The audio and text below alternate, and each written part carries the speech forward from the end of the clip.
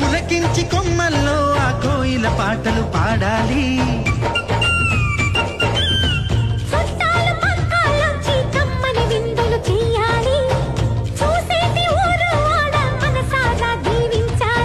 నలుగురు కలిసి చేతులు కలిపి మన కలలన్నీ పండించాలి.